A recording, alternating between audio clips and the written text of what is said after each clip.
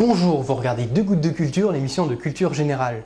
Aujourd'hui, on discute des métaux. On va plus précisément parler des métaux et des alliages d'usage courant dans l'industrie. Le terme métal s'emploie habituellement pour les éléments chimiques conducteurs d'électricité, de chaleur, réfléchissant la lumière et qui sont ductiles. La ductilité, c'est la capacité d'un matériau à se déformer sans se rompre. Un matériau ductile est donc un matériau mou. L'homme s'est travaillé le métal depuis la fin de la préhistoire, vers 5000 ans avant Jésus-Christ, notamment avec le cuivre et l'or.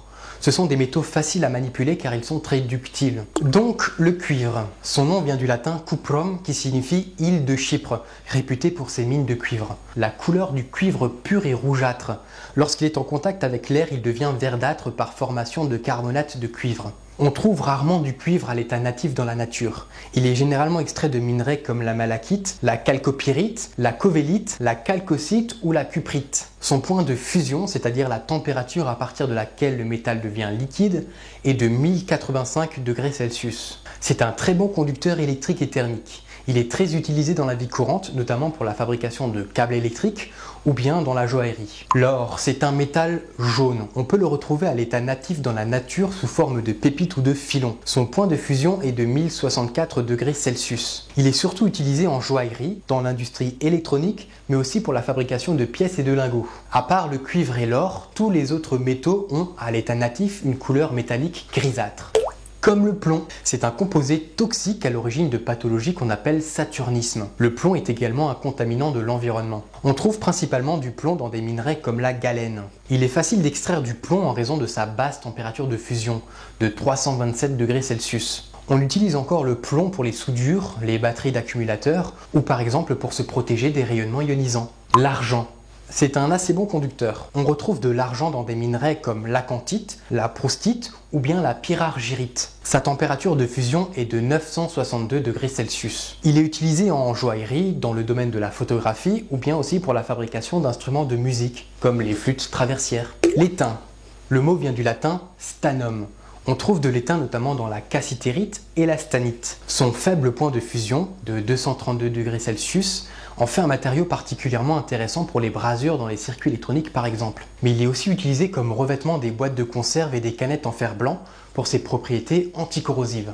Là, je vais ouvrir une petite parenthèse pour expliquer pourquoi j'ai utilisé le mot brasure plutôt que le mot soudure, puisqu'on a tendance à parler de soudage à l'étain, ce qui est techniquement faux. La soudure, c'est la fusion de deux bords assemblés, éventuellement avec l'aide d'un métal d'apport de même nature que les pièces à assembler. Alors que le brasage, c'est l'assemblage de deux bords avec un métal d'apport de nature différente des pièces à assembler. Alors le mercure, dont le nom vient du latin hydrargyrum, qui signifie argent liquide.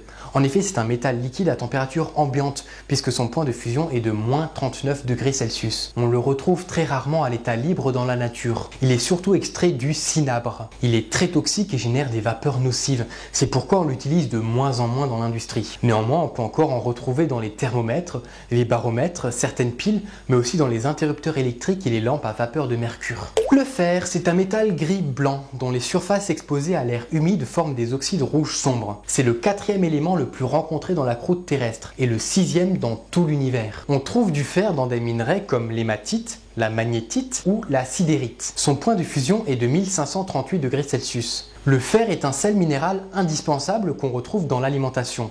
Il entre autres dans la composition de l'hémoglobine, contenue dans les globules rouges du sang. Ce sont ces ions fer qui vont fixer de façon réversible le dioxygène. C'est d'ailleurs ce fer oxydé qui confère au sang cette couleur rouge, comme pour le fer qui rouille. Mais le fer est aussi le métal le plus utilisé dans l'industrie. Rarement sous sa forme pure, mais souvent sous la forme d'alliage dont on va parler dans un instant. Les métaux que nous venons de voir constituent les 7 métaux. Ce sont a priori les seuls métaux isolés connus depuis l'Antiquité. Il faudra attendre le début de la Renaissance pour observer la découverte d'autres métaux, comme le bismuth, l'antimoine, le zinc, le cobalt, le platine, le nickel, le chrome, etc. Le tungstène, c'est un métal très dur, lourd et résistant à la chaleur. Son point de fusion est de 3422 degrés Celsius. Il est principalement utilisé pour fabriquer les filaments des ampoules électriques, mais aussi pour la fabrication des outils nécessitant une grande dureté, comme les scies ou les fourrés des perceuses. Le titane, métal léger qui résiste bien à la corrosion. Il est généralement extrait du rutile. Son point de fusion est de 1668 degrés Celsius. Le titane est très utilisé dans l'industrie aéronautique et aérospatiale, ainsi que dans le milieu médical pour la fabrication de prothèses, en raison de sa biocompatibilité. L'un des derniers métaux à avoir été découvert, c'est l'aluminium, vers 1820.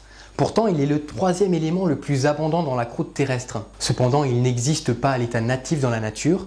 Il est le plus principalement extrait d'un minerai appelé la bauxite. Son point de fusion est de 660 degrés Celsius. À l'heure actuelle, il est le métal le plus utilisé après le fer en raison de sa légèreté, de son coût, ainsi que de sa bonne conductivité thermique et électrique. Parlons aussi des alliages. Un alliage, c'est la combinaison d'un métal avec un ou plusieurs autres éléments chimiques, ce qui permet d'améliorer les caractéristiques du matériau, comme par exemple le rendre plus dur, le rendre résistant à la corrosion ou bien faciliter son usinage. Par exemple, pour le fer, on réalise les alliages suivants.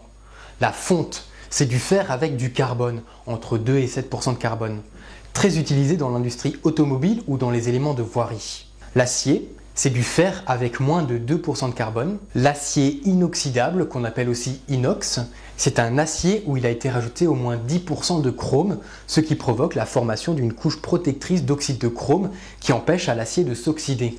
On peut aussi y retrouver du nickel pour améliorer la ductilité du matériau. L'acier est surtout utilisé dans la construction d'édifices. Alors, les alliages de cuivre. On a le bronze, qu'on appelle aussi airain, c'est du cuivre avec de l'étain. Le laiton, c'est du cuivre avec du zinc. En raison de sa facilité d'usinage, il est surtout utilisé pour produire des éléments de précision, mais aussi pour la fabrication de certains instruments de musique appartenant à la famille des cuivres, comme les trompettes. Parmi les autres alliages assez connus, on retrouve les amalgames. Ce sont les alliages formés avec du mercure et un autre métal, comme l'argent ou le plomb. Il était très utilisé en dentisterie pour faire les plombages. Le maillechort, il s'agit d'un mélange de cuivre, de zinc et de nickel. On retrouve cet alliage sur les pièces de 1 et 2 euros. Il s'agit de la partie dorée. Le cupronickel, il s'agit d'un mélange de cuivre et de nickel. Sur les pièces de 1 et 2 euros, il s'agit de la partie blanche. Et pour finir, le nichrome, mélange de nickel et de chrome. Il résiste bien à la chaleur et à l'oxydation.